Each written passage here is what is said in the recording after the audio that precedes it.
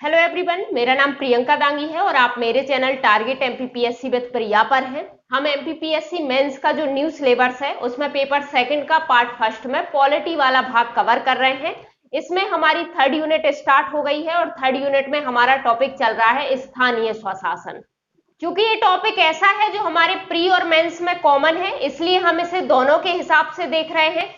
स्थानीय स्वशासन में ग्रामीण स्थानीय स्वशासन यानी आप इन्हें पंचायतों के नाम से जानते हैं, ये हम कवर कर चुके हैं। अब हमारा चल रहा है शहरी स्थानीय स्वशासन या नगरीय निकाय, या फिर आप इन्हें नगर निगम, नगर पालिका और नगर पंचायत के नाम से जानते होंगे। इसके संबंध में भी मैं 2 पार्ट अपलोड कर चुकी हूँ। पहले पार्ट में हमने इसकी पृष्ठभूमि से जो फैक्ट हमारे काम के निकल के आए थे हमने वो देख लिए थे, और दूसरे पार्ट में हमने ये देख लिया था कि 74वां संविधान संशोधन आ गया था और इन्हें संवैधानिक दर्जा मिल गया था। इन नगरीय निकायों को संवैधानिक दर्जा मिल गया था, मतलब संविधान में कहीं इनके लिए व्यवस्था की होगी। तो जी हाँ, संविधान के भाग 9A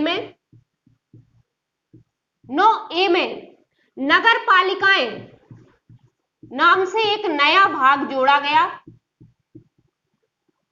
और 243 पी से लेके 243 जेड जी तक अनुच्छेद जोड़े गए इस भाग में, और कुछ नगरीय निकायों के संबंध में कुछ बेसिक प्रावधान किए गए। ये सारी चीजें हम देख चुके हैं। ठीक है, हमने पिछले वीडियो में जो है पिछले पार्ट में आर्टिकल 243 पी से लेके 243 एस तक कंप्लीट कर लिए थे। अब हम आगे के आर्टिकल देखेंगे, आगे के आर्टिकल क्या कहते हैं। ठीक है, वीडियो यदि बहुत ज्यादा लंबा नहीं जाता है तो हम कोशिश करेंगे कि आज जेड जी तक कंप्लीट कर लें। यदि ज्यादा लंबा हो जाएगा तो फिर हम उसे अगले पार्ट में फिर से डिवाइड करेंगे। ठीक है, अब सवाल ये उठता है कि वीडियो हमारे लिए मायने क्या रखता है। तो यदि मैं एमपीपीएससी प्री वालों की पहले बात करूं तो आपका टॉपिक है नगरीय निकाय या नगरीय प्रशासन। तो यहां से क्या होते हैं, क्वेश्चन सीधे अनुच्छेद के रूप में उठ के आते हैं। आप प्रीवियस ईयर के पेपर देख लीजिए, आपको इस तरह के क्वेश्चन मिल जाएंगे। ठीक है, क्या पूछते हैं, कोई भी अनुच्छेद दे देते हैं कि इसमें क्या प्रावधान है, या उसका प्रावधान दे देते हैं कि ये कौन से अनुच्छेद में कहा गया है। ठीक है, तो प्री वालों के लिए ये इस तरह से क्वेश्चन आते हैं।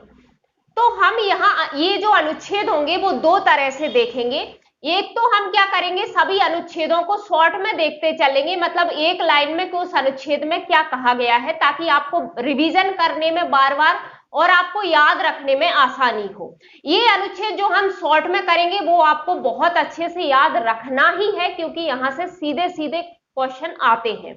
ठीक है, दूसरा हम उसी अनुच्छेद की डिटेल भी देखेंगे। डिटेल में भी क्या देखेंगे, जो हमारे काम की चीजें निकल के आएंगी, बस उतना, फालतू की चीजें हम भी छोड़ देंगे। भाई कभी कभी क्या होता है कि यदि पेपर का स्टैंडर्ड अच्छा जाना होता है तो चीजें अंदर से भी पूछ ली जाती हैं। जैसे हम 2020 के एमपीपीएससी प्री का ही देख लेते हैं। पॉलिटी में अंदर से चीजें पूछी गई थी, मतलब इतनी ज्यादा टफ भी नहीं थी, इतनी ज्यादा भी अंदर से नहीं थी कि आपको संविधान का ज्ञाता होने की जरूरत है। कुछ बेसिक चीजें उन्होंने इस तरह से कथन के रूप में पूछनी थी कि ये सही है कि नहीं है, दूसरा फैक्ट दे दिया था कि ये भी सही है कि नहीं है, दोनों सही है या एक सही है। इस तरह से यदि क्वेश्चन आते हैं आपके सामने, इस तरह का स्टैंडर्ड यूपीएससी वगैरह में तो ऐसे ही क्वेश्चन आते हैं, लेकिन यदि एमपीपीएससी भी ऐसा ही पैटर्न फॉलो करता है और इस तरह से भी क्वेश्चन आते हैं तो भी आप कर पाओ, मेरा उद्देश्य ये होगा। और भाई मेरी जिम्मेदारी तो सब कुछ कराने की है, जो काम का है एटलीस्ट वो बताने की, आपकी प्रॉपर नोट्स बनवाने की, मेरी जिम्मेदारी तो कराना है ही सही। तो मैं उनके संबंध में जो भी कुछ काम की डिटेल होंगी उस अनुच्छेद में वो भी बताते चलूंगी। आपका काम ये है कि आपको जो शॉर्ट में अनुच्छेद हम करेंगे वो तो आपको बहुत अच्छे से याद होना ही चाहिए। ठीक है, डिटेल आप 1-2 बार पढ़ के उस हिसाब से छोड़ सकते हो कि हाँ भाई हमारे सामने यदि ऑप्शन आएगा तो अब हम सॉल्व कर लेंगे। डिटेल को रटना नहीं है। क्यों नहीं रटना है, क्योंकि ना तो ये आपको मेंस में लिखने आएगी और वहां ऑप्शन देख के आपको पता चली जाएगा। डिटेल रटने बैठोगे तो आपका बहुत टाइम वेस्ट होगा। ठीक है, और इस तरह के क्वेश्चन कभी कभार पूछे जाते हैं, संभावना थोड़ी कम होती है, लेकिन चूंकि मेरी जिम्मेदारी तो जहां तक थोड़ी बहुत भी संभावना है वो चीज भी बताने की है, तो मैं तो बताऊंगी सही, लेकिन आपको उसमें ज्यादा टाइम वेस्ट नहीं करना है। आपको 1-2 बार इसको रीड करके छोड़ देना है, आपको अपने आप याद रहने लगेगा कि हाँ नगरीय निकायों के संबंध में इस तरह की कुछ व्यवस्था हमने पढ़ी थी। तो जब आपके सामने क्वेश्चन आएगा तो आप उसे सॉल्व कर पाओगे। ठीक है। लेकिन जो हम शॉर्ट में पढ़ेंगे वो आपको बहुत अच्छे से ही याद रखना है। अनुच्छेद ऐसे के ऐसे उठा के ज्यादातर पूछे जाते हैं। मेंस में भी हमको इस तरह की डिटेल कुछ लिखने नहीं आती। यहां से यदि मैं मेंस वालों के लिए बात करूं तो यहां से अनुच्छेद सिर्फ आपसे 3 नंबर में पूछे जा सकते हैं, तो 10 से 15 शब्द लिखने हैं। तो आप शॉर्ट वाले अनुच्छेद भी आपको याद होंगे तो आप वो 3 नंबर में लिख सकते हो, तो आपको भी डिटेल में इतना जाने की जरूरत नहीं है ना। लेकिन डिटेल आप लोग पढ़ के छोड़ सकते हो प्री के लिए। यदि प्री में इस तरह के क्वेश्चन या अदर एग्जाम यदि आप दे रहे हो और वहां आपका ये टॉपिक है तो वहां इस तरह के क्वेश्चन ऑब्जेक्टिव टाइप में आपको देखने को मिल सकते हैं। ठीक है, चलिए आगे बढ़ते हैं। अब अपने अनुच्छेदों पर बढ़ते हैं। आज के वीडियो में हम स्टार्ट कर रहे हैं अनुच्छेद 243 टी से। 243 एस तक हम पिछले वीडियो में देख चुके हैं। 243 टी या 243 न, यदि आप हिंदी में नंबरिंग इस्तेमाल करते आए हो तो इसे भी हम उसी प्रकार देखेंगे जैसे नोट्स हम अब तक बनाते आए हैं। आप पेज में लाइन खींच लीजिए, इधर थोड़ा कम स्पेस छोड़ना। हम इस अनुच्छेद को शॉर्ट में देखेंगे और इधर इसके संबंध में जो डिटेल होगी वो देखेंगे। ठीक है, तो क्या कहा गया है इस आर्टिकल में? तो इस आर्टिकल में दिया है अनुसूचित जाति और जनजाति और महिलाओं के लिए आरक्षण की व्यवस्था करता है ये अनुच्छेद। ठीक है, तो इसे आप शॉर्ट में इतना ही लिखना, SC ST और महिलाओं के लिए आरक्षण। अब जाहिर सी बात है हम नगरीय निकाय पढ़ रहे हैं, मतलब ये जो आरक्षण दिया जा रहा है वो कहां दिया जा रहा होगा? नगरीय निकायों में। ठीक है, अच्छा अनुच्छेद तो कहता है कि SC ST और महिलाओं को आरक्षण देना ही होगा। इसी अनुच्छेद में आगे ये भी प्रावधान किया गया है, ये भी मेंशन किया गया है कि राज्य का विधानमंडल चाहे तो विधि बनाकर किसी अन्य पिछड़े वर्ग को या किसी पिछड़े वर्ग के किसी नागरिकों को आरक्षण दे सकता है।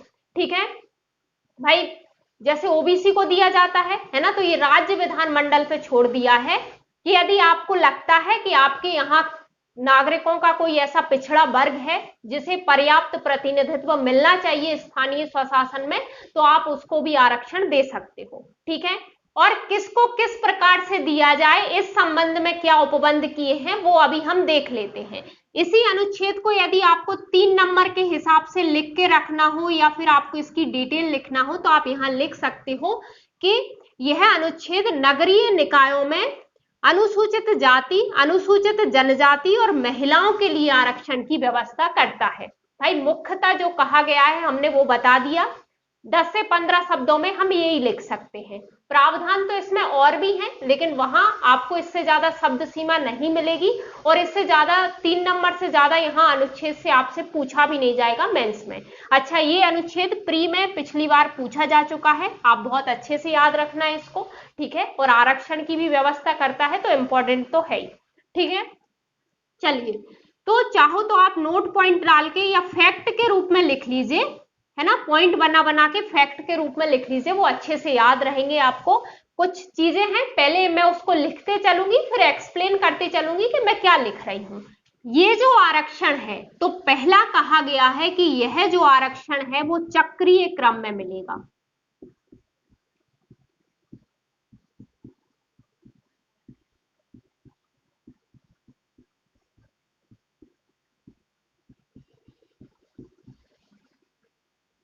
किसको? तो प्रत्यक्ष निर्वाचित सदस्यों को।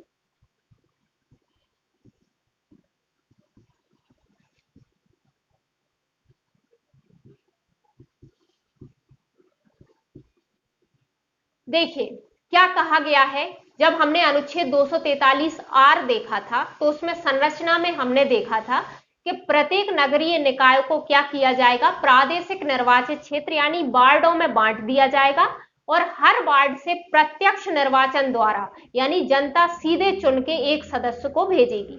ठीक है, अब जितने वार्ड होंगे उतने सदस्य संख्या उस नगरीय निकाय की होगी, यानी उतने सदस्य वहां प्रत्यक्ष रूप से चुन के आएंगे, है ना। फिर आगे कहा गया था कि भाई अध्यक्ष किस हिसाब से चुन के आएंगे, प्रत्यक्ष चुनने हैं या वो सदस्य अपने में से ही किसी को अध्यक्ष उपाध्यक्ष बनाएंगे, वो फिर राज्य के विधानमंडल पे छोड़ दिया था कि वो उस रीति की व्यवस्था कर देगा कि अध्यक्ष कैसे चुने जाएंगे। पहले तो सदस्यों की कहा था कि जितने भी वार्ड हैं हर वार्ड से प्रत्यक्ष निर्वाचन द्वारा एक सदस्य चुन के आएगा, ठीक है, यही व्यवस्था थी।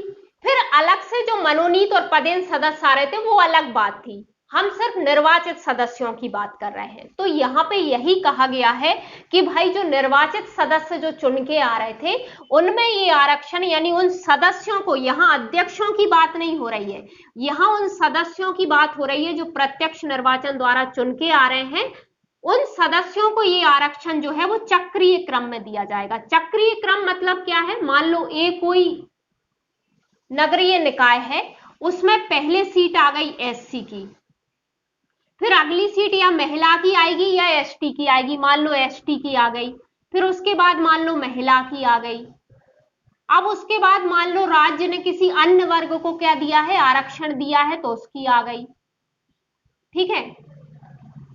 उसके बाद फिर सामान्य वर्ग की आ जाएगी, फिर यही क्रम फिर से चलता जाएगा,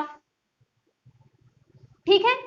तो इसी तरह ये चक्रीय क्रम में आता रहता है। मतलब ऐसा, इसका मतलब ये नहीं है कि एक बार एससी की आएगी उस वार्ड में तो एससी की ही आती रहेगी, ऐसा नहीं होता। एक बार एससी की, फिर एसटी की, फिर महिला, मतलब ये जरूरी नहीं है क्रम ये हो, लेकिन इस तरह से अलग अलग सीटें चक्रीय क्रम में वहां पे आती रहती हैं। अच्छा, किसी निर्वाचन क्षेत्र में मान लो एससी है ही नहीं तो वहां एससी की सीट नहीं आएगी, कभी कभार गलती से आ जाती है जैसे, तो फिर उस निर्वाचन क्षेत्र के मतदान को होल्ड कर दिया जाता है और बाद में उसको सुधार के फिर जो वर्ग को वहां पे सीट देनी होती है उसका निर्वाचन उस सदस्य, वहां से वो सदस्य चुन के बुलवा लिया जाता है। वैसे एक दो बार ऐसा हो चुका है, जनरली ऐसा नहीं होता है, ठीक है। चलिए, तो इनके आरक्षण की बात कही गई है, जो प्रत्यक्ष निर्वाचित सदस्य आते हैं उनको ये आरक्षण ऐसे चक्रीय क्रम में मिलेगा, दिया जाएगा, ये कहा गया है, ठीक है।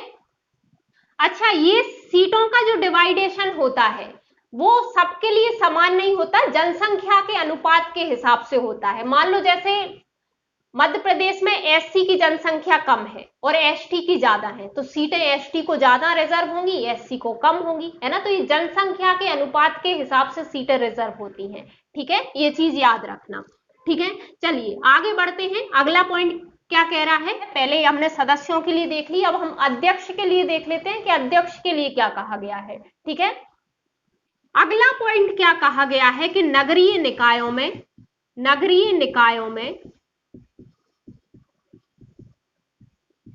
अध्यक्ष पद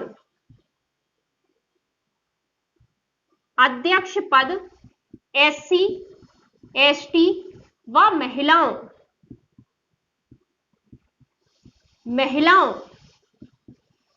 के लिए ऐसी रीति से आरक्षित रहेंगे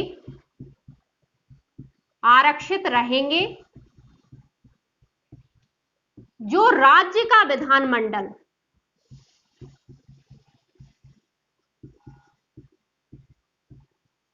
विधि द्वारा तय करे।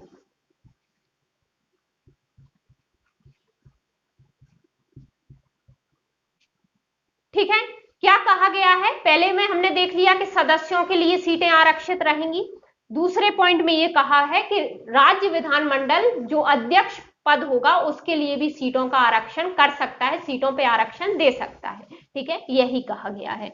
तो पहले सदस्य का देख लिया, अब हमने अध्यक्ष का देख लिया।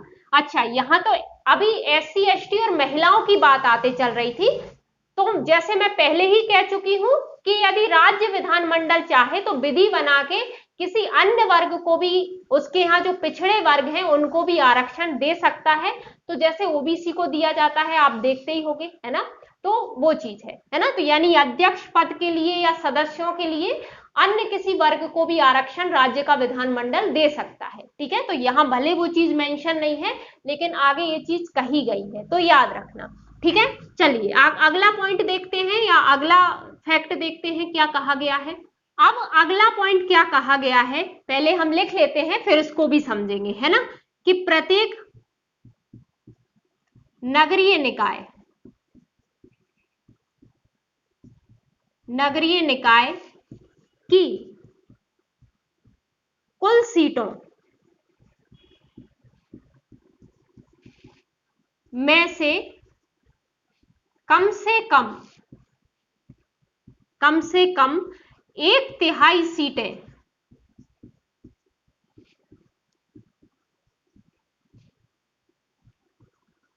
महिलाओं के लिए आरक्षित रहेंगी।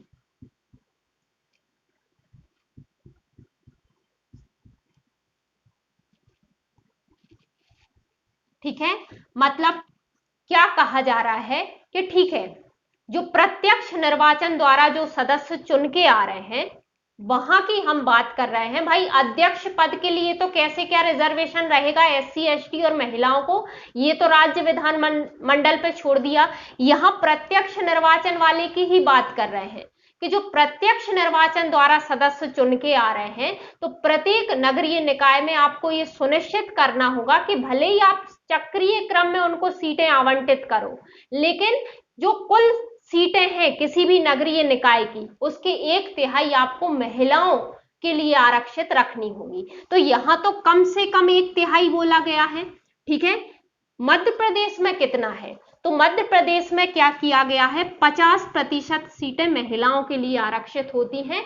ये मैं आपको बता चुकी हूं जब पंचायत पढ़ा रही थी कि स्थानीय स्वशासन में 50% आरक्षण दिया जाता है महिलाओं को मध्य प्रदेश में, है ना। तो कम से कम 1/3 थी, मध्य प्रदेश में 50% दिया जाता है। ठीक है, ये चीज है, ये फैक्ट यदि आपने वहां नहीं लिखा है तो यहां लिख लीजिए। अच्छा, ये जो 1/3 सीटें महिलाओं के लिए आरक्षित हैं, इसमें एससी एसटी की महिलाओं की सीटें भी शामिल होती हैं। मैं ये चीज आपको बताना भूल गई हूं कि जो टोटल एससी एसटी के लिए सीटें आरक्षित थी, उनमें से भी 1/3 सीटें एससी एसटी की महिलाओं के लिए रिजर्व होती हैं। ठीक है, आपने कभी सुना होगा कि एससी के लिए सीट आई है और उसमें भी महिला के लिए सीट आई है ना।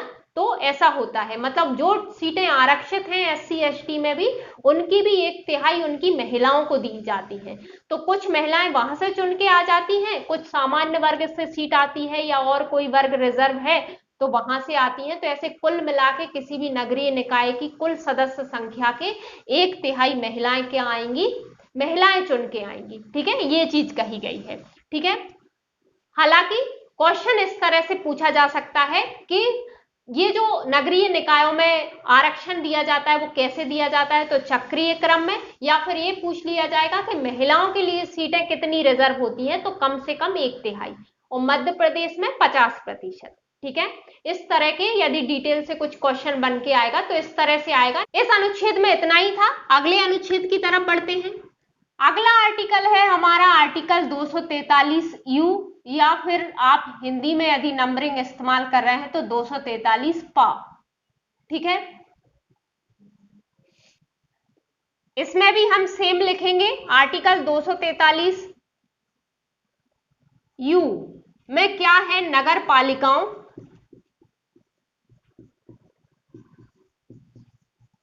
अच्छा, नगर पालिकाओं से मतलब यहाँ पे तीनों तरह के नगरीय निकायों से है, भले ही ब्रैकेट में लिखते चलिए कि नगरीय निकाय है ना। तो नगर पालिकाओं की अवधि आदि, चाहे तो यहां पे लिख लीजिए नगर पालिकाओं का कार्यकाल। ठीक है, यदि आपको इसमें समझ में नहीं आए तो आप कार्यकाल भी लिख सकते हैं कि इनका कार्यकाल कितना रहता है।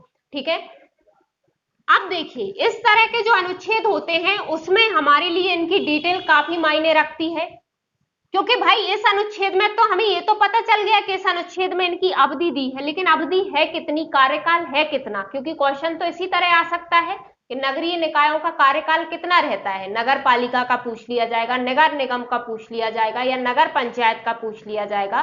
तो आपको तो कार्यकाल बताना है, या कथन के रूप में आ गया कि ये कथन सही है कि नहीं है कि नगरीय निकाय अपने प्रथम अधिवेशन से 5 वर्ष तक कार्य करती है ना। तो क्वेश्चन तो इस तरह से आ सकते हैं, हालांकि खुश मत होना, इतने सिंपल बहुत कभी पूछे जाते हैं, जनरली इतने सिंपल क्वेश्चन आते नहीं है, लेकिन आते हैं तो इस तरह से पूछा जाता है। ठीक है, चलिए तो हम यहाँ पे देख लेते हैं। तो इसमें हम क्या लिखेंगे, इधर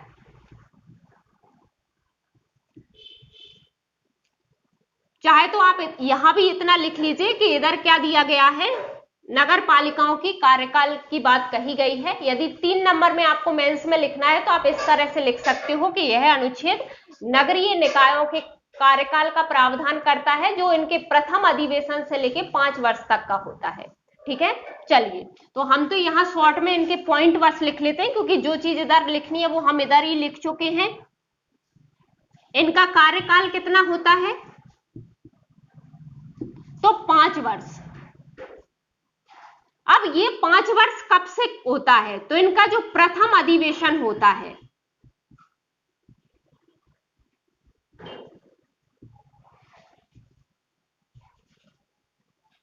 ठीक है। ऐसा क्यों कहा गया है, क्योंकि देखो अभी आगे जब हम पढ़ेंगे तो इसमें यह कहा गया है कि जैसे जो नगर पालिकाएं चल रही हैं, नगर पालिका से मतलब यहां मेरा तीनों तरह के नगरीय निकायों से है, ठीक है। तो जो भी नगरीय निकाय चल रहा है उसी दौरान जब वो कार्यकाल में होता है तो उसका कार्यकाल समाप्त होने से पहले ही जनरली चुनाव करा लिए जाते हैं सामान्य स्थिति में, है ना। तो जब वो चुनाव हो जाएंगे तो भाई उसका तो 5 साल का कार्यकाल पूरा हुआ नहीं है, तो जैसी वो हट जाती है तो तुरंत दूसरी आ जाती है, और जैसी उसकी पहली बैठक हो जाती है उस दिन से उस तारीख से लेके 5 साल तक के लिए उसका कार्यकाल मान लिया जाता है। ठीक है, तो ऐसा है, इसलिए कहा गया है ना। तो एक तो इसी अनुच्छेद में ये कहा गया है कि इसका कार्यकाल 5 वर्ष होता है। अच्छा, अब यहाँ पे आदि लिखा था, मतलब यहां सिर्फ कार्यकाल की बात नहीं की जा रही है, और भी चीजें इसमें कही गई हैं। ठीक है, तो वो हम देख लेते हैं। इसी तरह पॉइंट आप बनाते चलिए, एक फैक्ट के रूप में आप इन चीजों को याद रखना। अब दूसरा पॉइंट इसका क्या है कि ये जो नगरीय निकाय होंगे उनका कार्यकाल 5 वर्ष का होगा, लेकिन ये 5 वर्ष से पहले भी विघटित हो सकते हैं, है ना।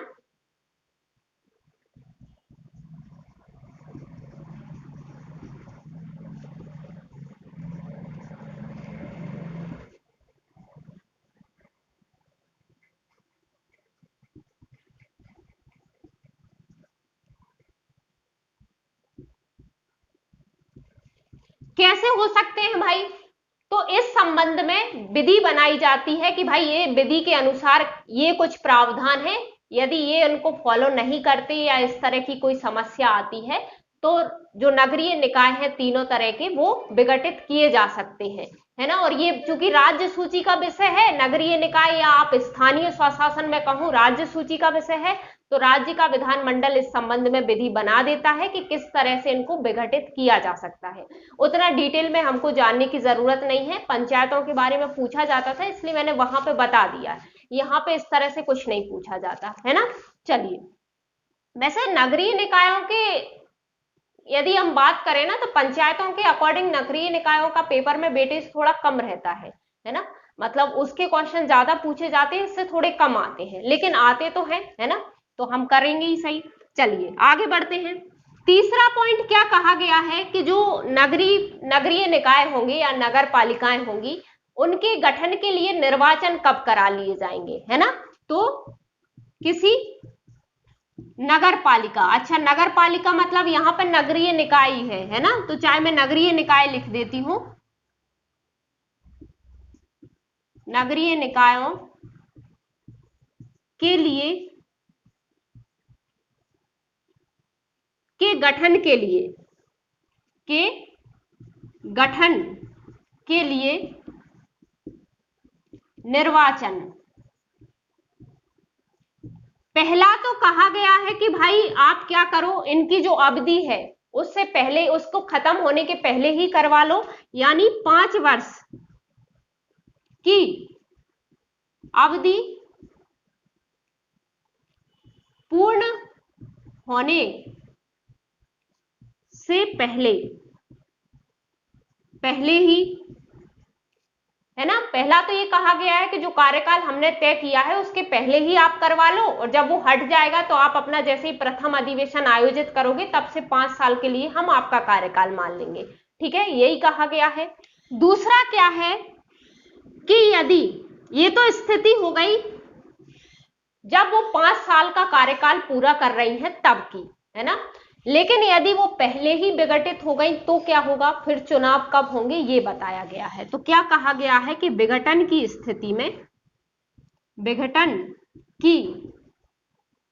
स्थिति में निर्वाचन जो है 6 माह की अवधि की समाप्ति के पूर्व करा लिए जाएंगे। ठीक है, तो इसमें दो चीजें कही गई हैं इस पॉइंट में कि नगरीय निकायों के गठन के लिए निर्वाचन कब कराए जाएंगे। पहले कहा गया है कि यदि 5 साल की कार्यकाल वो पूरा कर रही हैं तो 5 साल के कार्यकाल पूरा होने से पहले ही करा लिए जाएंगे, मतलब कुछ टाइम पहले करा लिए जाते हैं। और यदि विघटित हो गई बीच में, है ना, तो क्या होगा, जब विघटित होगी तो उसके 6 महीने के भीतर करा लिए जाते हैं, है ना, तो ये कहा गया है। अच्छा, ये पॉइंट आगे भी है, इसमें क्या कहा गया है आगे वो मैं अभी लिखवा देती हूं, पहले आप समझ लीजिए कि देखिए क्या कहा गया है कि भाई 6 माह के भीतर आपको चुनाव करवाने होंगे यदि कोई नगर पालिका या कोई भी नगरीय निकाय विघटित हो जाता है। लेकिन यदि कोई भी नगरीय निकाय था, उसका ये 5 वर्ष के कार्यकाल में सिर्फ 6 महीने ही बचे हों तो दोबारा चुनाव कराने के लिए जरूरत नहीं पड़ती। क्यों नहीं पड़ती? क्योंकि जो नगर पालिका या कोई भी नगरीय निकाय नया चुन के आता है वो शेष अवधि के लिए आता है। मतलब मान लो कि ये कोई नगर पालिका है,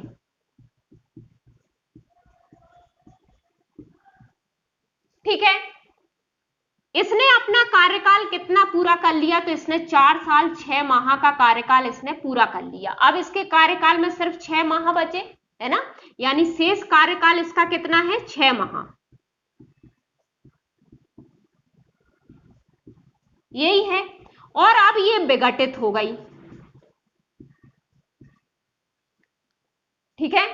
अब जब ये विघटित हो गई तो जो नई नगर पालिका चुन के आएगी या कोई भी नगरीय निकाय की मैं बात कर रही हूं, यहां नगर पालिका से मतलब आप सिर्फ नगर पालिका परिषद से मत लगाना। जब तक हम अनुच्छेद पढ़ रहे हैं तब सभी नगरीय निकायों के लिए सिर्फ आपको यही शब्द सुनने को मिलेगा, ठीक है। तो मैं किसी भी नगरीय पालिका की बात कर रही हूं, नगर पालिका की या नगरीय निकाय की बात कर रही हूं, तो मान लो नई नगर पालिका जो चुन के आई है, अब ये विघटित हो गई, अब 6 माह के भीतर क्या कराने थे, चुनाव कराने थे। तो जो नई नगर पालिका बन के आएगी वो शेष अवधि के लिए आएगी।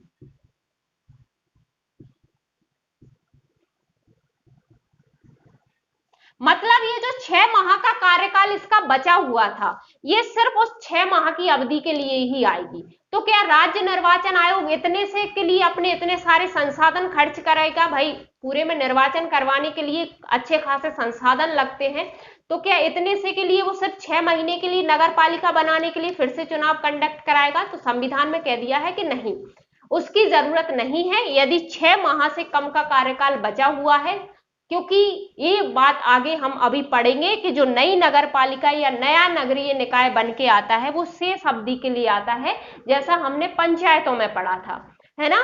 तो अब जब वो शेष अवधि के लिए आता है तो संविधान में कह दिया है कि ठीक है, 6 माह से कम का टाइम बचा है तो आप भले ही चुनाव मत करवाइए, है ना। फिर 6 महीने जैसे ही खत्म हो जाते हैं, फिर नया जो नगरीय निकाय के आप चुनाव करवाओगे उनके साथ ही उसका जो नगर पालिका विघटित हुई थी उसका चुनाव भी आप साथ में करवा देना, फिर वो 5 साल के लिए ही आएगी, ठीक है। चलिए, तो आई होप ये चीज आपको क्लियर हो गई है। अब मैं इसे लिखवा देती हूं ताकि फैक्ट में आपके पास अवेलेबल हो, ठीक है। अब देखिए, जो चीज हमने समझी है उसे हमने लिख दिया है, शब्दों में लिख दिया है। तो हमने क्या लिखा है कि नीचे एक पॉइंट हमने देखा था क्या, कि 5 वर्ष से पहले यदि विघटित हो जाती है तो 6 माह के भीतर चुनाव कराने होंगे। उसी पॉइंट को आगे कंटिन्यू करते हुए हमने कहा कि परंतु जहां वह शेष अवधि जिसके लिए विघटित नगरपालिका बनी रहती, मतलब जो नगरपालिका विघटित हो रही है यानी जो नगरीय निकाय विघटित हो रहा है वो शेष अवधि बनी रहती, और वो शेष अवधि कितनी होती, 6 माह से कम है ना। वहां 6 माह के भीतर चुनाव कराना आवश्यक नहीं है। वो हम समझ ही चुके हैं कि क्या स्थिति है ना। तो यानी जो नगर पालिका विघटित हुई है उसकी शेष अवधि 6 माह बची है, तो फिर 6 माह के भीतर चुनाव कराना आवश्यक नहीं है। फिर जैसे ही सबके दोबारा चुनाव होंगे सभी नगरीय निकायों के, आप उसके साथ साथ उस नगरीय निकाय जो विघटित हुआ है उसका भी करवा सकते हो चुनाव, ये कहा गया है।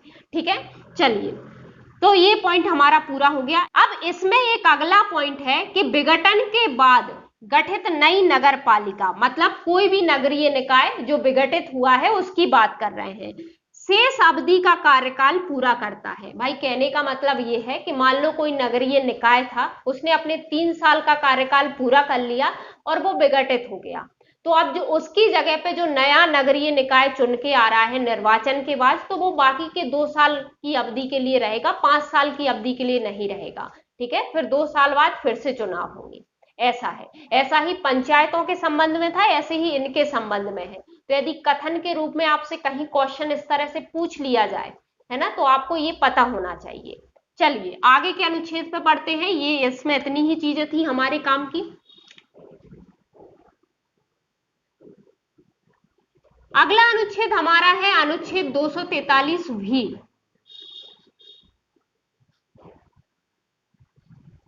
या 243 फा, हिंदी में यदि आप नंबरिंग इस्तेमाल कर रहे हो तो। इसमें क्या कहा गया है, इसमें है सदस्यों की निर्भरताएं, यानी डिस्क्वालिफिकेशन सदस्यों की। अब हम नगरीय निकाय पढ़ रहे हैं तो जाहिर सी बात है नगरीय निकायों के जो सदस्य चुने जाएंगे या जो सदस्य चुने जा चुके हैं उनकी क्या अयोग्यताएं रहेंगी, किन आधार पे वो डिस्क्वालीफाई हो सकते हैं अपनी सदस्यता से, वो कहा गया है। ठीक है, तो इसमें हम क्या लिख लेंगे, पहला तो हम यही लिख लेंगे, क्या कहा गया है इसमें कि कोई व्यक्ति के किसी नगरीय निकाय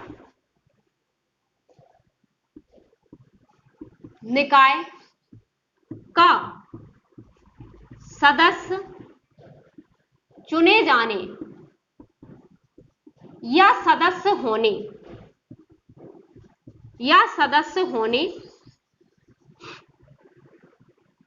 के लिए निर्भरता, यानी डिस्क्वालिफिकेशन या अयोग्यता के संबंध में उपबंध उस राज्य का विधानमंडल करता है।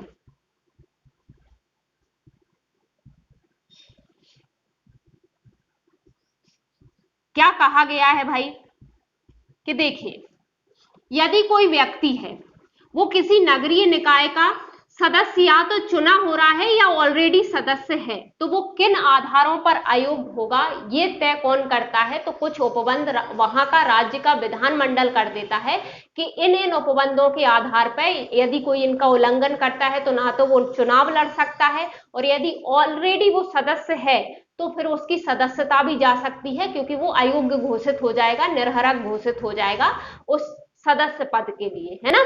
तो ये कहा गया है सदस्य अध्यक्ष कोई भी हो, है ना, सबके लिए क्या करते हैं, ये राज्य का विधानमंडल विधि बना के इस तरह के कुछ उपबंध कर देता है ना। जैसे शायद मध्य प्रदेश की बात है या किसी और राज्य की, मैंने कुछ टाइम पहले कहीं तो पढ़ा था कि क्या कहा गया था कि यदि 2 से ज्यादा बच्चे होंगे तो आप चुनाव नहीं लड़ सकते हैं, है ना। तो इस तरह का कोई भी उपबंध राज्य का विधानमंडल कर सकता है यदि उसको लगता है कि इन आधारों पर आप अयोग्य माने जाएंगे, तो इसी तरह कुछ अयोग्यता के कुछ प्रावधान उस राज्य में बन जाते हैं। ठीक है, तो ये राज्य विधानमंडलों को छूट दे दी है कि भाई आप अपने यहाँ अपने हिसाब से तय करिए।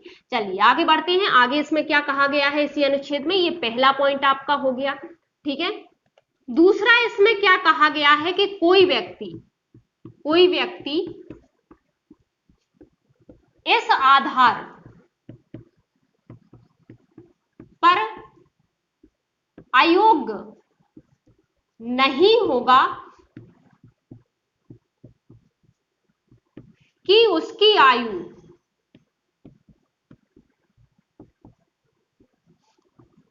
25 वर्ष से कम है, यदि उसने 21 वर्ष की आयु पूरी कर ली है। अगला पॉइंट ये है, देखिए क्या कहा गया है कि भाई हमने पहला कहा गया है कि राज्य का विधानमंडल विधि बना के ये तय कर देगा कि किन आधारों पर कोई भी व्यक्ति सदस्य होने या चुने जाने के लिए अयोग्य होगा।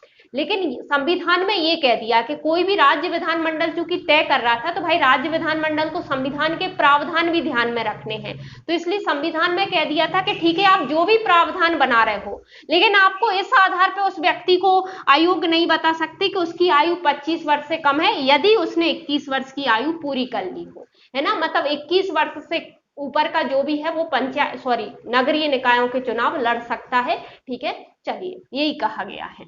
अच्छा, कोई भी व्यक्ति अयोग्य होगा ये तय कौन करता है ना।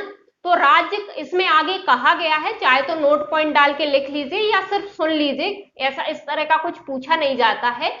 क्या कहा गया है आगे कि भाई जो राज्य का विधानमंडल होता है वो विधि बना के किसी को भी ऐसा प्राधिकार दे देता है कि आप उन सदस्यों की अयोग्यता की जांच करोगे, उन्हें अयोग्य या योग्य घोषित करोगे। यदि इस तरह का कोई प्रश्न उठता है तो आप उसका निपटारा करोगे। ये किसी को भी प्राधिकार दे सकता है विधि बना के राज्य का विधानमंडल, है ना, वो कोई भी हो सकता है। ठीक है, चलिए अब इस अनुच्छेद में इतनी चीजें कही थी, अगले अनुच्छेद में पढ़ते हैं। ये ज्यादा कुछ खास नहीं है इसके डिटेल, लेकिन फिर भी एक बार देख लेना, है ना। चलिए अगला अनुच्छेद हमारा है अनुच्छेद 243W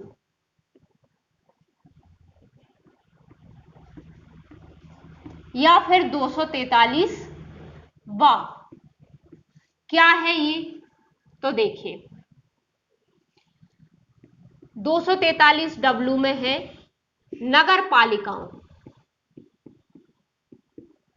अच्छा, नगर पालिकाओं का मतलब यहां तीनों तरह के नगरीय निकायों से है, आप चाहे तो ब्रैकेट में लिखते चलिए। तो नगर पालिकाओं की शक्तियां,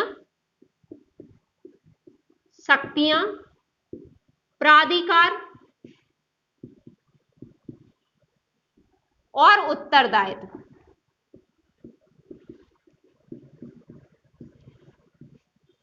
यानी पावर, अथॉरिटी और रिस्पॉन्सिबिलिटी क्या क्या है। तो देखिए हम क्या लिखेंगे 243W में कि राज्य का विधानमंडल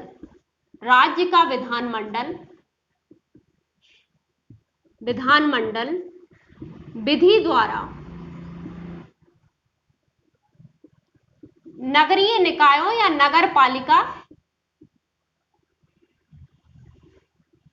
पालिका को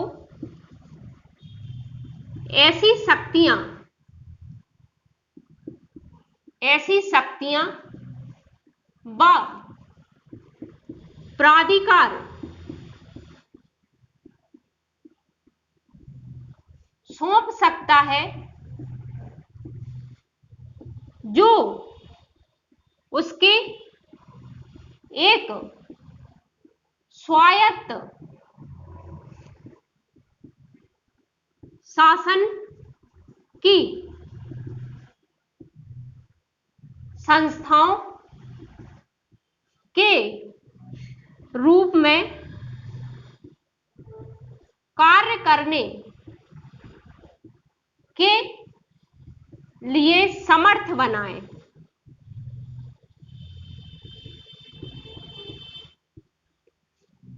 ठीक है, क्या कहा गया है संविधान में, तो कि भाई राज्य का जो विधानमंडल होगा उसे इतनी शक्तियां, इतने प्राधिकार सौंप सकता है जो उसको एक स्वायत्त शासन की, नगरीय स्तर पर स्थानीय स्वशासन की एक स्वायत्त शासन की संस्था के रूप में काम करने के लिए समर्थ बनाती हो, है ना। इतनी शक्तियां, इतने प्राधिकार उसको दिए जाएंगे। आगे इसमें क्या कहा गया है, इसी पॉइंट में आप आगे लिख सकते हो या अलग से दोनों पॉइंट बना के लिख सकते हो कि साथ ही, चलो मैं लिख ही देती हूं। दूसरा क्या कहा गया है कि इसके अतिरिक्त, मतलब जो पहला पॉइंट हमने देखा है, पहला हमने क्या देख लिया कि एक तो राज्य विधानमंडल इन्हें कोई भी प्राधिकार और शक्तियां उतनी दे सकता है कि स्वायत्त शासन की संस्था के रूप में काम करने के लिए समर्थ बन सके। दूसरा क्या कहा गया है कि इसके अतिरिक्त इसके अतिरिक्त नगरीय निकाय या नगर पालिका, जो भी आप लिखना हो, नगरीय निकाय आर्थिक विकास एवं सामाजिक न्याय की योजना तैयार करने का तथा 12वीं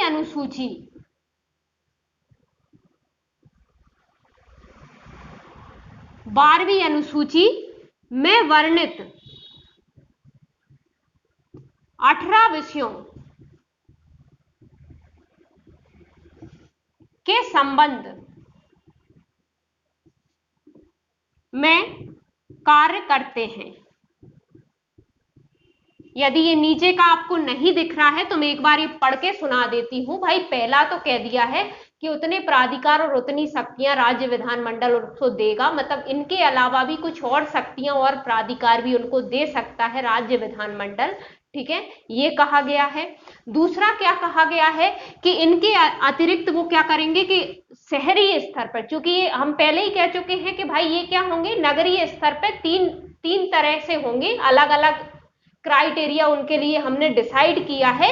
तो जहां भी ये होंगे, जिन नगरीय क्षेत्रों में ये निकाय होंगे, वो वहां के आर्थिक विकास, सामाजिक न्याय की योजना तैयार करने का काम करेंगे और 12वीं अनुसूची में जो सूचीबद्ध 18 विषय हैं उनके संबंध में कार्य करेंगे, यही कहा गया है। ठीक है, तो इस अनुच्छेद में हमारी इतनी सी बातें थी, ये आप एक बार पढ़ के छोड़ देना।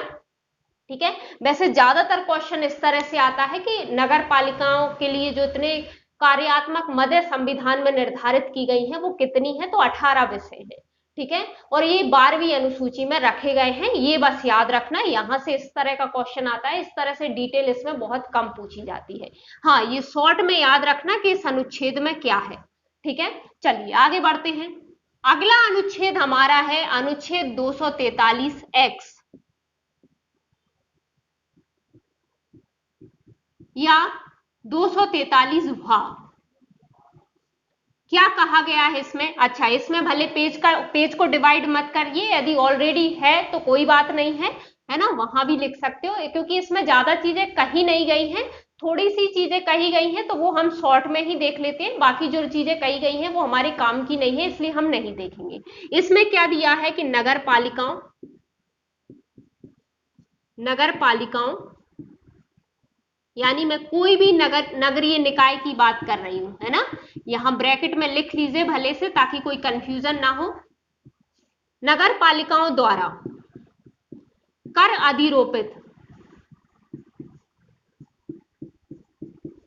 अधिरोपित करने की शक्ति एवं उनकी निधियां, ये जो नगरीय निकाय होंगे उनकी कुछ निधि गठित की जाती हैं, तो उनके संबंध में कहा गया है। देखिए क्या कहा गया है। अच्छा, पहले मैंने इसको याद कैसे रखा है वो आप देख लीजिए, यदि इस तरह से आपकी भी ट्रिक बन जाती है तो आप भी इस तरह से देख सकते हो। देखो एक्स, और ये क्या बात कर रहा है, कर की यानी टैक्स की, है ना, तो ये मैंने ऐसे याद किया है, एक्स टैक्स, है ना, यानी ये टैक्स लगा रहे हैं नगरीय निकाय। किस पर लगाते हैं, तो भाई राज्य का विधानमंडल इन्हें कोई भी विषय सौंप देता है कि आप इन पर टैक्स लगा सकते हो, इनके विषयों से संबंधित विषय रहते हैं, है ना।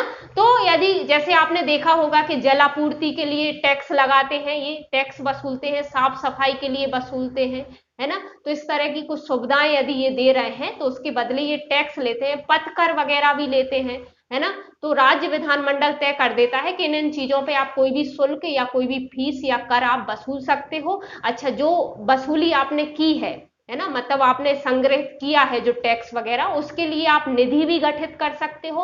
उन निधि से किस हिसाब से आप पैसे निकाल सकते हो वो भी राज्य विधानमंडल तय कर देता है। ठीक है, तो तभी तो इनका आपने देखा होगा, नगर निगम का हम सुनते हैं कि नगर निगम ने अपना बजट पारित किया है, तो इनकी निधियां रहती हैं, ये उस हिसाब से कर वगैरह लगाते हैं, उसमें जमा करते हैं, उससे खर्च करने के लिए बजट वगैरह लाते हैं, है ना, तो इनमें भी बजट आता है। ठीक है, आप यदि आप इंदौर में रह रहे हो तो इस संबंध में अभी कुछ ही दिनों पहले इंदौर नगर निगम के न्यूज़पेपर में काफी चीजें आई थी बजट के संबंध में, तो आपको पता होगा, है ना। तो ये इसी बारे में कहा गया है कि भाई वो कर लगा सकते हैं कुछ चीजों पे और उनकी निधियां भी होती हैं, है ना। तो चाहे तो यहां पे लिख लीजिए कि राज्य विधानमंडल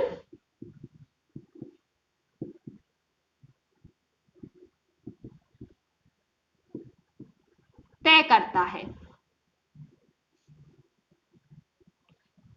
यदि आपको ये 3 नंबर में लिखने आ गया तो आप क्या लिख सकते हो कि इसमें नगर पालिकाओं या नगरीय निकायों द्वारा कर अधिरोपित करने की शक्ति और उनकी निधियों के संबंध में प्रावधान किया गया है। 3 नंबर में हम उतना ही लिख सकते हैं। अच्छा, ये तो मैंने आपको याद रहे इसलिए मैंने ये ब्रैकेट में आपको लिखवा दिया है कि विधानमंडल तय करता है भाई कि इनकी शक्तियां क्या होंगी कर वसूलने के संबंध में, निधि बनाने के संबंध में, निधि से पैसे निकालने के संबंध में। ये तय कौन करता है? विधि द्वारा राज्य का विधानमंडल तय करता है। तो बस इतना सा ही लिख लीजिए, आपको याद आ जाएगा। इससे ज्यादा इस अनुच्छेद में आपके काम का कुछ नहीं है। चलिए आगे बढ़ते हैं, अगला अनुच्छेद देखते हैं क्या कह रहा है। अगला अनुच्छेद आपका है अनुच्छेद 243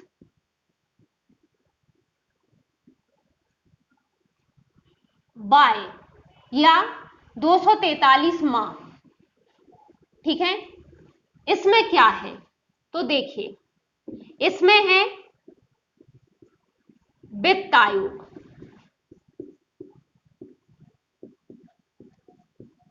इसमें इतना याद रखना कि इसमें 243 आय में क्या है? वित्त आयोग, सॉरी बाय में, है ना। 243 बाय में। अब वो आय क्यों भूल गई है वो मैं आपको अभी बताऊंगी। तो इसमें क्या कहा गया है पहले अपन थोड़ा सा लिख लेते हैं, फिर मैं आपको बताती हूं कि ये क्या कह रहा है। कि अनुच्छेद 243 आई या 243 झा, ठीक है, के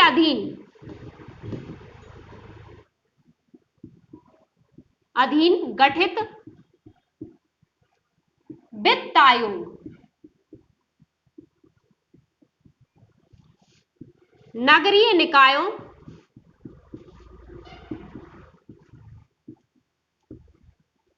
अच्छा, क्वेश्चन में यदि नगरीय निकायों की जगह सिर्फ नगर पालिका आ जाए लिखा हुआ क्वेश्चन में तो कंफ्यूज मत होना।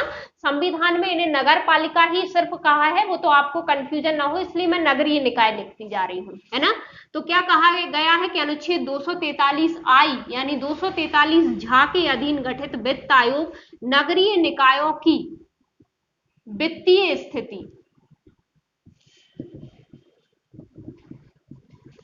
का भी पुनर्विलोकन करेगा।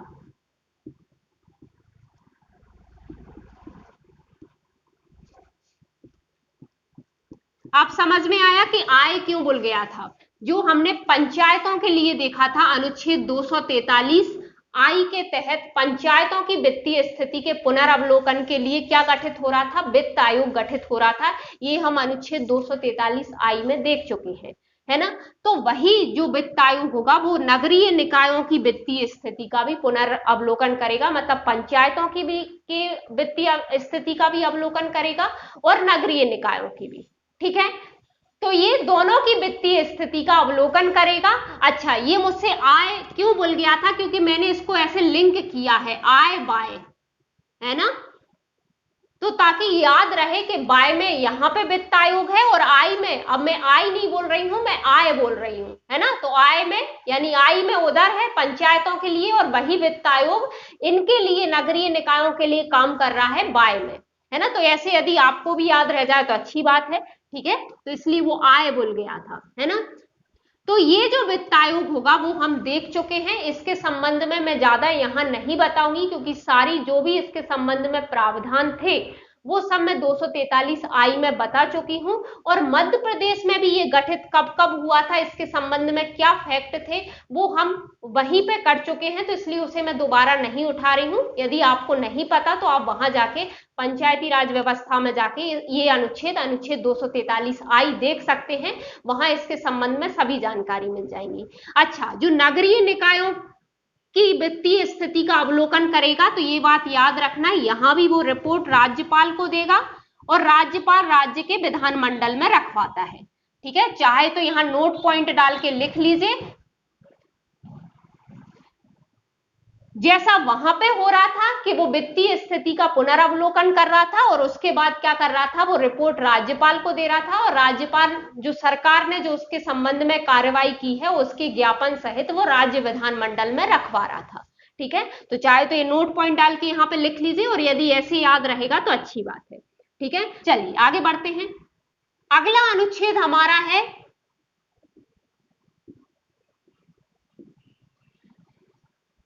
243 जेड, है ना। ये जेड है, इसे टू मत समझना और स्मॉल भी मत बनाना, ये कैपिटल जेड ही है ना। या फिर 243, या यदि आप हिंदी में नंबरिंग इस्तेमाल कर रहे हो तो इसमें भी कुछ ज्यादा खास नहीं दिया गया है, तो इसमें भी डिवाइड मत करिए, है ना। इसमें क्या कहा गया है कि जो नगर पालिका यानी नगरीय निकाय जो होंगे उनके लेखाओं की ऑडिटिंग कैसे होगी, संपरीक्षा कैसे होगी, है ना। तो हम क्या लिख लेते हैं, नगर पालिका या नगरीय निकाय, कुछ भी लिख लीजिए, नगरीय निकायों के लेखाओं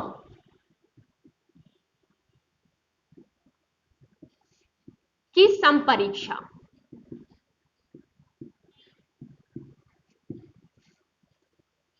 तो क्या लिखना है इसमें कि राज्य का विधानमंडल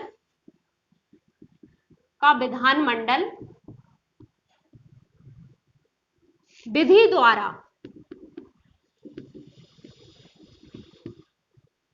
नगर पालिका या नगरीय निकाय, लिख लीजिए, नगरीय निकाय द्वारा लेखे रखे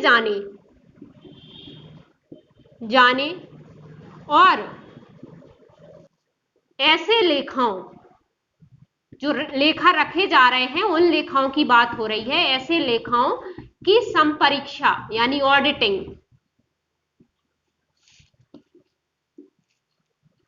के संबंध में उपबंध कर सकता है। मतलब ये लेखे किस प्रकार रखे जाएंगे, किस प्रकार उनकी संपरीक्षा होगी, ये कौन तय करता है, राज्य का विधानमंडल तय करता है अपने नगरीय निकायों के लिए। ठीक है, चलिए इसमें इतना ही कहा गया था, आप बस इसे शॉर्ट में अच्छे से याद रख लेना। आई थिंक उससे ज्यादा आपसे नहीं पूछा जाएगा, है ना। और यदि पूछा भी जाता है तो राज्य का विधानमंडल तय कर रहा है, ये ध्यान रखना। ठीक है, चलिए 3 नंबर में भी आप सिर्फ इतना सा लिख आओगे कि इसमें नगरीय निकायों की लेखाओं की संपरीक्षा के संबंध में उपबंध किए हैं, तो उतना भी आपका 3 नंबर में भी हो जाएगा। ठीक है, चलिए आगे बढ़ते हैं, आगे के अनुच्छेद में क्या कहा गया है। अगला अनुच्छेद है हमारा अनुच्छेद 243 जेड ए।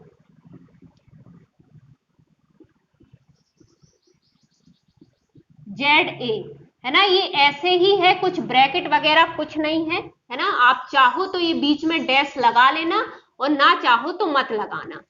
हिंदी में इसकी नंबरिंग है 243 या का। ठीक है, इसमें क्या कहा गया है, इसमें भी पेज का डिवाइडेशन मत करिए, यदि कर लिया है तो कोई से एक साइड लिख लीजिए, वो कोई दिक्कत नहीं है। तो इसमें क्या कहा गया है, नगर पालिकाओं यानी तीनों तरह के नगरीय निकाय, है ना, नगरीय निकाय, नगर पालिकाओं के लिए निर्वाचन के संबंध में बात कही गई है, के लिए निर्वाचन कौन कराता है भाई, निर्वाचन इसके लिए, है ना। तो आप याद रखना, जेड ए में नगर पालिकाओं यानी नगरीय निकायों का निर्वाचन है। कौन कराता है निर्वाचन, तो जो अनुच्छेद 243 के में हमने जो राज्य निर्वाचन आयोग देखा था वो ही इनके भी निर्वाचन कराता है, ये आप याद रखना। अब मैं यहां सेम बात कह रही हूं कि 243 के में जो मैंने निर्वाचन आयोग आपको बता दिया था वो मैं यहां दोबारा नहीं बताऊंगी। मध्य प्रदेश के संबंध में भी हमने फैक्ट देख लिए थे वहां पे, और अनुच्छेद में क्या क्या व्यवस्थाएं थी वो भी देख लिए थे, है ना। तो अब मैं उसे यहाँ दोबारा नहीं बताऊंगी। आपको यदि निर्वाचन आयोग देखना है, राज्य निर्वाचन आयोग, तो आप पंचायती राज व्यवस्था के अनुच्छेद 243 के को देख के आइए, है ना। चलिए, तो यहां हम सिर्फ उतना ही लिखेंगे कि नगरीय निकायों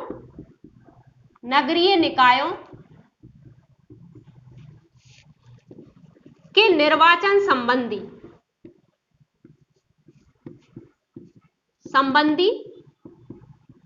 सभी कार्य मतलब उनकी नामावली तैयार करना, अधीक्षण करना, निरीक्षण करना, उन पर नियंत्रण रखना, है ना। तो इस तरह के जितने भी निर्वाचन संबंधी कार्य होते हैं वो सभी कार्य अनुच्छेद 243 के, या हिंदी में नंबरिंग इसकी थी 243 टा के अधीन गठित राज्य निर्वाचन आयोग करता है।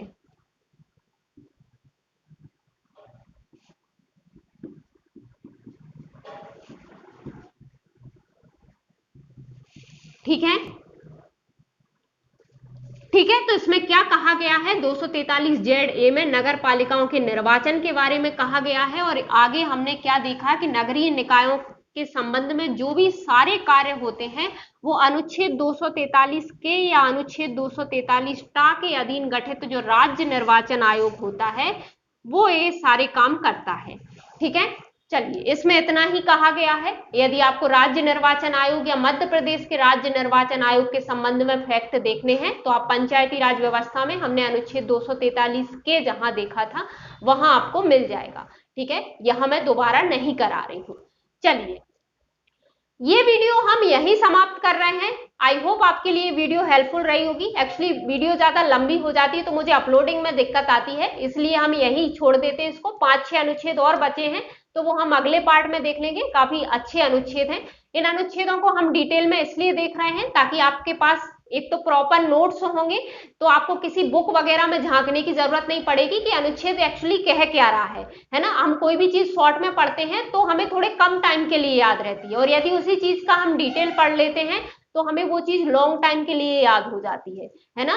तो एक तो इसीलिए भी, और कभी कभी अंदर से भी क्वेश्चन पूछ लिए जाते हैं। तो भाई जब हम पढ़ रहे हैं, अपना टाइम उसको दे रहे हैं किसी चीज को, तो हम फिर उसे अच्छे से ही करें। जहां से क्वेश्चन बनने की संभावना है हम उसको भी क्यों छोड़ें, है ना। हाँ, यदि एग्जाम टाइम पास में है तो आप इन सबको शॉर्ट में एक बार रिवाइज कर सकते हो, एक बार याद रख सकते हो। शॉर्ट में तो आपको बहुत अच्छे से याद रखना ही है क्योंकि ज्यादातर क्वेश्चन वैसे ही आते हैं, कभी कभार अंदर से पूछ लिए जाते हैं, है ना। तो यदि आपके पास समय नहीं है तो फिर आप शॉर्ट में ही सारे याद कर लीजिए। ठीक है, चलिए, आई होप आपको वीडियो अच्छी लग रही है, और यदि आपको वीडियो अच्छी लगी है तो प्लीज इसे लाइक कीजिए, शेयर कीजिए, और चैनल पर नए हैं तो चैनल को सब्सक्राइब कर दीजिए। थैंक यू सो मच ये वीडियो देखने के लिए।